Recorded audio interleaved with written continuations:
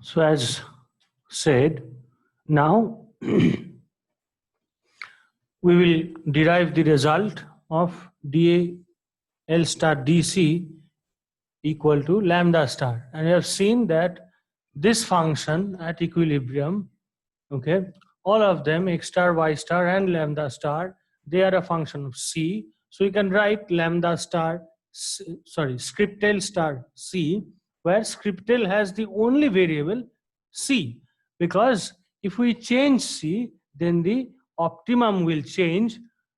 All right. So at equilibrium, this is our function. Now, we derived to just before deriving this, in general problem, we have derived the first order conditions, and our first order conditions were these. So the first one is C minus G of x comma y equal to 0. The second one was fx, which I said in general is a function of x and y. So this is minus,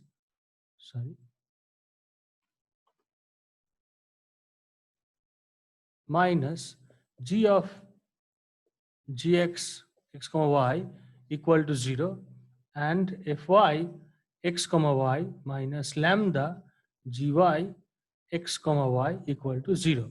Okay, so now these are our first order conditions, right? And it is only trivial that at equilibrium these will hold. So we will transform them in terms of equilibrium. So we are going to put a star. Okay.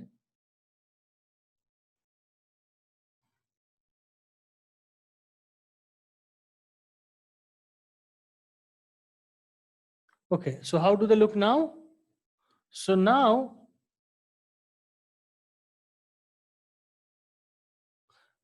they are C minus G of x star comma y star, fx minus lambda star gx, and fy minus lambda star gy, all evaluated at optimum. All right, so let us remember this condition. Okay, I'm going to erase it and we are going to use this in the derivation. Okay, and in short, okay, so we are going to use this, we are going to substitute it in the first order differentiation of this function. Okay, so let's do it. So if I differentiate with C, what I have is this dx star dc, right? Okay, plus fy dy star dc. Then I'll take lambda first, so C minus g of x star y star into d lambda star dc, and then we will move into the constant. So plus lambda star inside it. So first is C, so that will be 1. Then much like this, gx dx star dc minus gy dy star dc. Okay. All right. Now what we are going to do is the simplest thing. So we are going to pair this. So these two, then these two. And the last one is this one. Okay, so let's do it.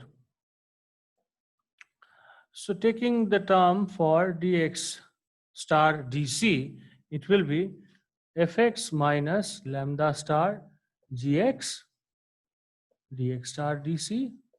Then we'll go for y, right? So fy minus lambda star gy, and again then dy star dc, right? Then, okay, as I said that these derivations are quite long. Okay, so then we have this one C minus g of x star comma y star d lambda star dc Okay, so I have paired it, right? Dx star dc, dy star dc, d lambda star dc. And then what we are left with is this lambda star multiplying with 1. So plus lambda star. Okay, now the next step is the simplest. And the simplest step is this.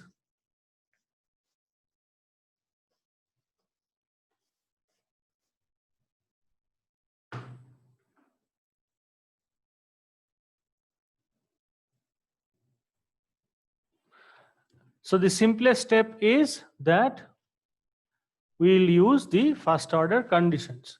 So if I use the first order conditions, okay, so in bracket we'll write it here. So from first order conditions,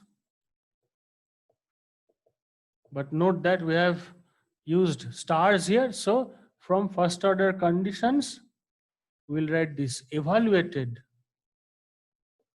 at optimum. Okay, so this is very important. So all of these three evaluated at optimum. So what will be it? This is 0, this is also 0, and this one is also 0. So we will have 3 zeros, right?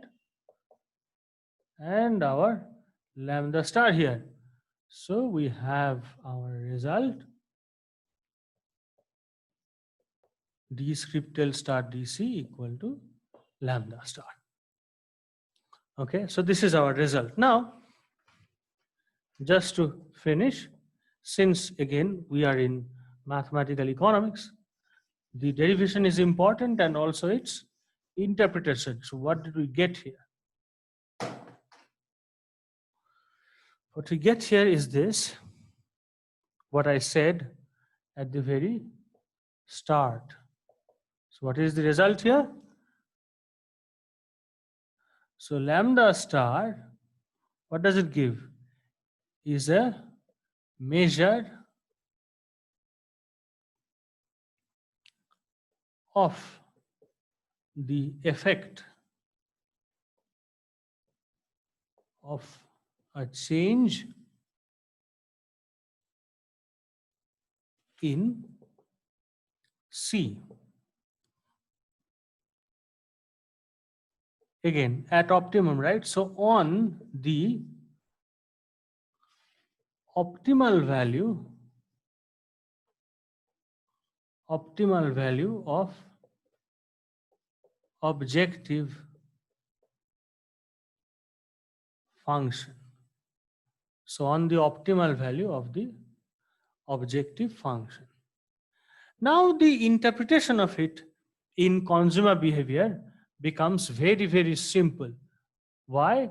Because in terms of consumer behavior, if I write this equation, then my f, so we are definitely we are going to do in detail, but in terms of consumer behavior, my f will become u. So it will become an utility function, and my c will become m.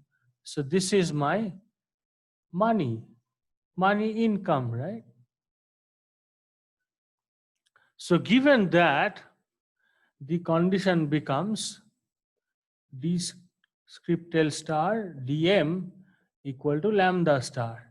And this is a famous and important result. The result is